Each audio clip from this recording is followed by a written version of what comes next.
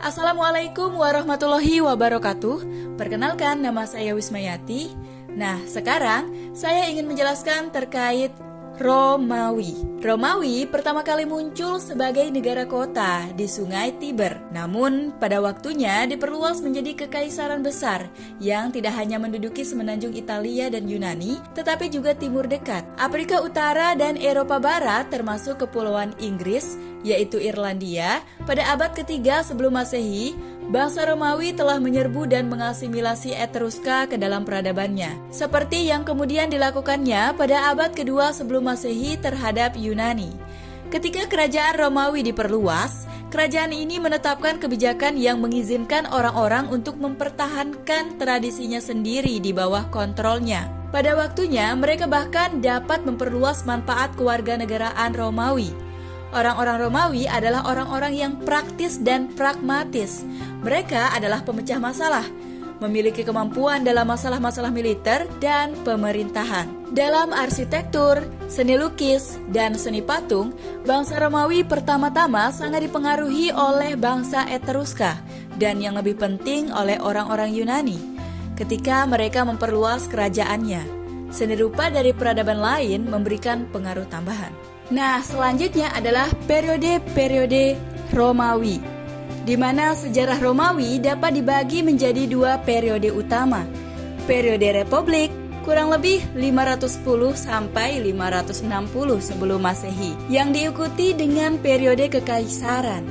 Kota Roma tetap berfungsi sebagai ibu kota kekaisaran hingga abad keempat Masehi, ketika Kaisar Konstantin, yaitu yang menetapkan agama Kristen sebagai agama resmi negara, di mana dia memindahkan ibu kota ke Bizantium, yang sekarang disebut Istanbul. Pada kali ini, kerajaan telah dibagi menjadi bagian timur dan barat. Tidak lama kemudian, bagian barat yang mencakup kota Roma jatuh dalam serbuan bangsa barbar.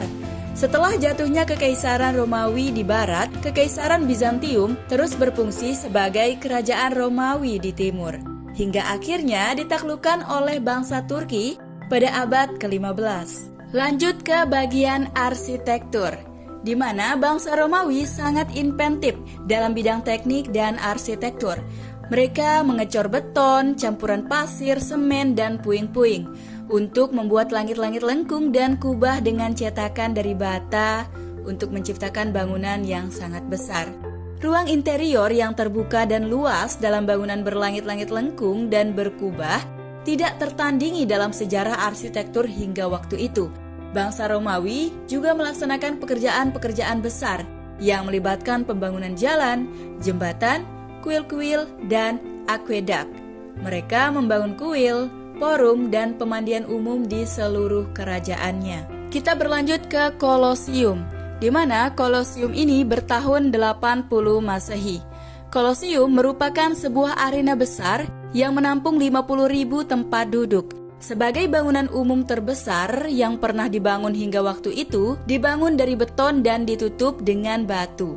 Bangunan ini memiliki koridor berlangit-langit lengkung dan 3 tingkat bukaan lengkung yang mengelilingi eksteriornya. Untuk menghiasi eksterior, bangsa Romawi menggunakan order klasik yang diadopsi dari Yunani. Order ini diterapkan sebagai detail ornamental dan bukan sebagai penopang struktural. Dengan tempelan tiang dan entablature, Kolosium sebenarnya bergantung pada prinsip langit-langit lengkung dan kubah untuk menopang. Penggunaan order di sini bersifat dekoratif dengan sistem post and lintel palsu yang tumpang tindih di dinding eksteriornya. Tiang yang menempel di dinding ditempatkan di antara lengkung-lengkung arkade tingkat 3 dari bangunan Kolosium.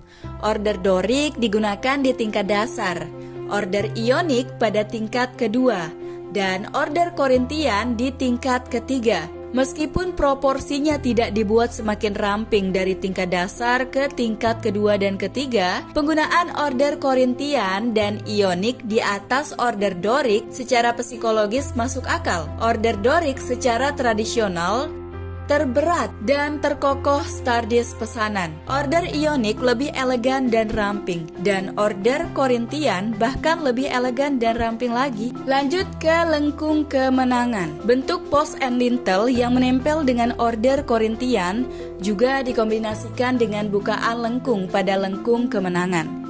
Bangunan ini dibangun untuk memperingati kemenangan kerajaan Romawi, seperti lengkung Titus pada abad pertama Masehi dan gerbang Konstantin yaitu pada abad keempat Masehi. Selain dibangun di sepanjang jalan besar di Roma, lengkung kemenangan juga dibangun di seluruh kekaisaran Romawi, di kota-kota di bawah pemerintahan Romawi. Selanjutnya adalah Pantheon, di mana konstruksi beton memungkinkan pengembangan bangunan umum yang berukuran besar dengan kubah-kubah yang menjadikan ruang interior luas dan tidak terganggu oleh penopang tiang. Pantheon abad kedua Masehi pada dasarnya berupa sebuah kubah yang diletakkan di atas sebuah silinder yang memiliki ruang interior yang luas. Blok lingkaran utama bangunan Pantheon memiliki diameter 144 kaki, menempel pada bagian lingkaran yaitu portiko berpedimen, berasal dari kuil Yunani yang memampatkan order Korintian, di mana disukai oleh orang Romawi dalam arsitektur. Sistem post and lintel di sini digunakan seperti di portiko Yunani sebelumnya. Kubah tersebut dibuat sedemikian rupa sehingga ketebalan dindingnya dengan lebar bagian dasarnya yaitu 6 meter dan semakin ke atas semakin berkurang. Untuk meringankan beban kubah, bagian dalamnya dibuat hiasan berupa ceruk-ceruk kotak, di mana puncak kubah merupakan bukaan bundar dengan diameter 33 kaki yang disebut oculus, yang memungkinkan cahaya alami masuk. Selanjutnya adalah Basilika Konstantin, di mana bangsa Romawi menggunakan rancangan bangunan yang disebut basilika untuk aula. Biasanya bangunan umum ini merupakan aula dengan deretan tiang dan atap kayu. Lorong samping dengan langit-langit rendah mengapit lorong utama atau yang disebut dengan nave yang lebih tinggi dan lebar. Di ujung lorong utama ini dibuat ceruk setengah lingkaran yang disebut apse. Basilika Konstantin, yaitu pada abad keempat Masehi, khususnya menggunakan langit-langit lengkung atau disebut dengan vault beton, di mana bangunan yang besar ini dirancang dengan denah berukuran sekitar 300 kali 215 kaki dan lorong utamanya naik hingga ketinggian 114 meter, sehingga lebih besar daripada Pantheon. Nah, lanjut ke seni patung Romawi, di mana seni patung Romawi banyak dipengaruhi oleh tradisi Yunani. Bahkan orang-orang Romawi justru suka meniru karya-karya orang Yunani, sehingga karya-karya pemahat Yunani periode klasik yang paling terkenal hanya diketahui melalui tiruan yang dibuat oleh pengagum Romawi. Meskipun terdapat hubungan kuat dengan tradisi Yunani, selama masa Republik, Romawi juga memproduksi patung potret individual yang sangat realistik dengan bahan marmer. Beberapa karya patung ini dengan ekstrim menganalisis topografi wajah, menempatkan keriput, pipi cekung, kulit kendur, dan ekspresi yang tegas. Patung ini mungkin dianggap sebagai catatan realistis, menggambarkan karakteristik fisik dari individu-individu tertentu daripada konsep-konsep ideal yang didasarkan pada upaya untuk menunjukkan kesempurnaan dan keindahan.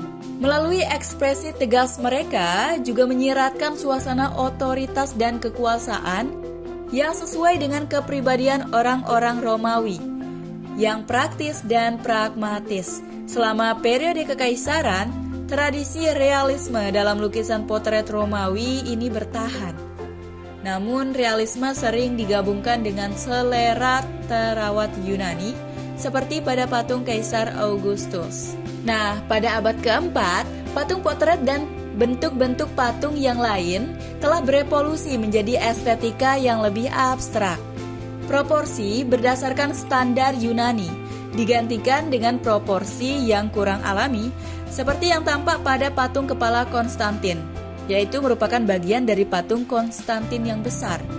Frontalitas diperkuat dengan pembesaran mata yang menatap memberikan citra yang keras dan kekuatan keberadaan Konstantin.